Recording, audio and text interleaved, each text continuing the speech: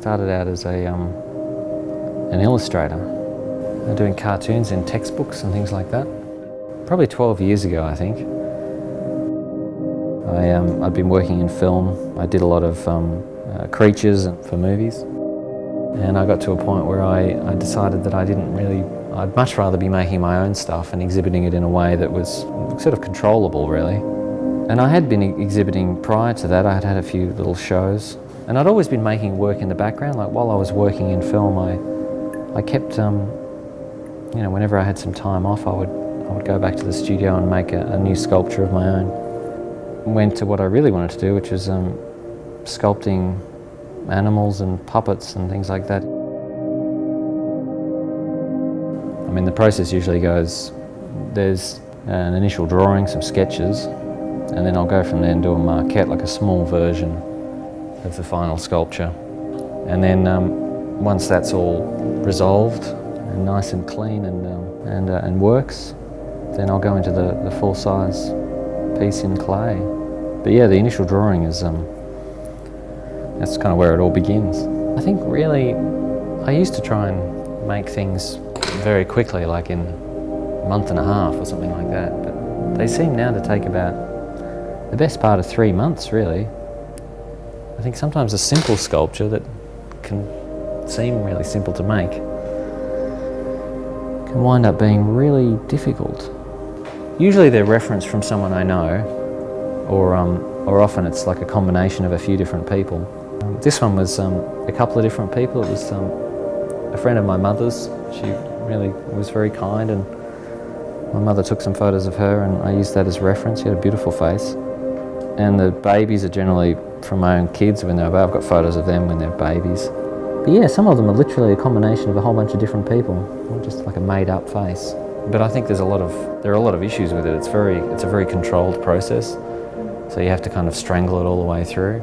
And often that's not very free process. You're still doing things in a very technical way, but you don't want to be sort of just making representative art like a Madame Tussauds thing.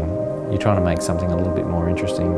I think that's why I've always changed the scale a little bit and always been happy to kind of throw in some other elements like animals, or make it a little bit more surreal. I know some of the sculptures, like people have had an emotional, like they'll see perhaps a family member or something like that in the work.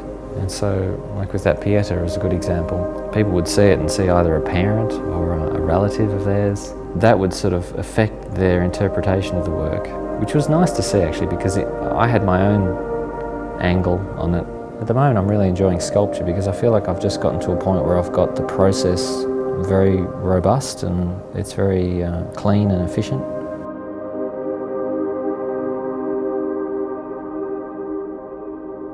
And I use this because it's so robust and it's so heat resistant, and there's no shrinkage at all, which means that it's not kind of giving itself off over time. It's very stable. I think with my work I tend to include them but keep them the same. Like with this particular work, having a baby and an older woman, it's really the same individual, and so it's a nice way of kind of balancing it in a way, and so it's not like a literal scene. It's sort of a bit more abstract. So I think that's probably one of the things that makes art very challenging, because there's no instruction manual.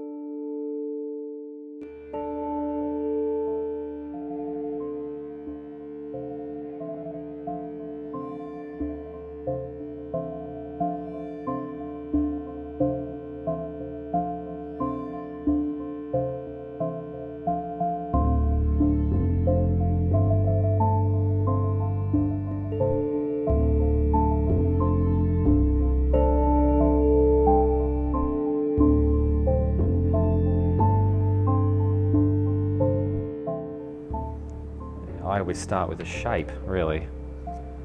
Without a good form or a good structure, it's sort of, you're always going to get a bit lost, and then I usually come up with the concept, and sometimes I'm shoehorning a concept into a shape and it doesn't always work, but if the shape is good and the concept is good, it's rare, but it's very special.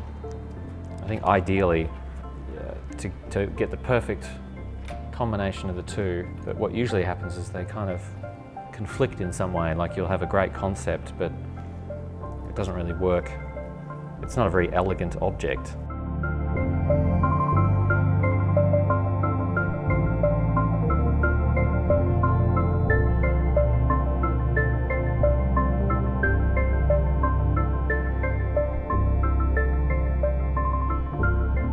The market is the way of resolving any of the problems that will occur later on in the process.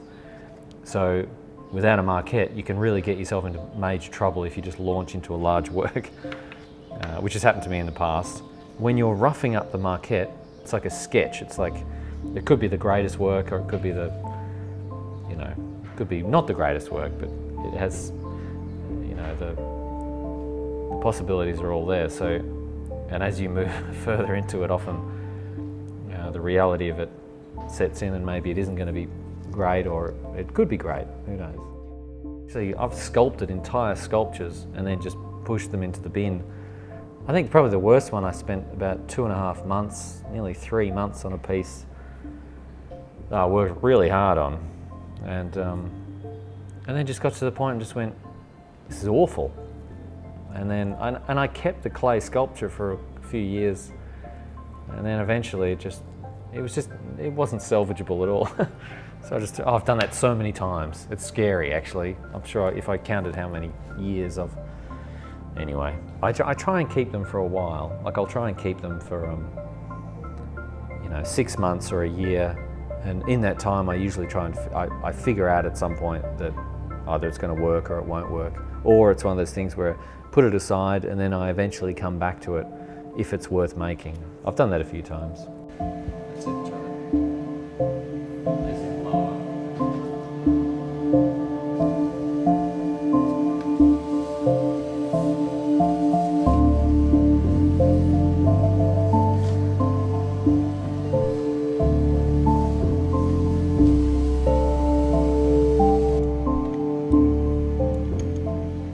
It's looking quite good on this scan. If we start putting the other scans, they look okay, there's not a lot of chest on it. So I'll work mainly on this scan for you.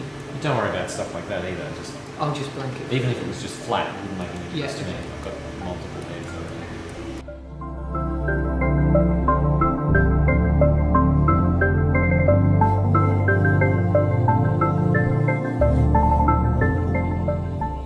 already. I tried to use a reference from a piece of medieval sculpture. I can't even remember who did it. It was just something I found. Couldn't get it to work, so I made an arrangement of my own.